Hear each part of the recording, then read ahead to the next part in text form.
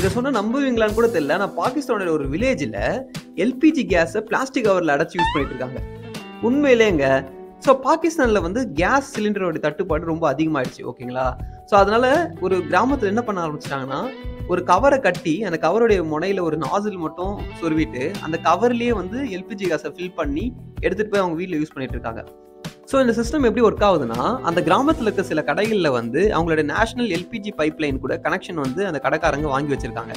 And then இந்த கிராமத்து மக்களுக்கு இந்த மாதிரி கவர் எடுத்துட்டு போனோனே, அந்த பைப்லைன்ல இருந்து கொஞ்சம் எல்பிஜிய வந்து எடுத்து இவங்க அந்த கவர்ல ஃபில் பண்ணி தராங்க. கிட்டத்தட்ட எப்படி வந்து பெட்ரோல் ஃபில் பண்ணி தருவோமோ அதே கான்செப்ட் தான். அண்ட் இந்த எல்பிஜி கேஸுக்கு வந்து டென்சிட்டி ரொம்ப கம்மி நம்ம அட்மாஸ்பியருக்கு ஏரை விட.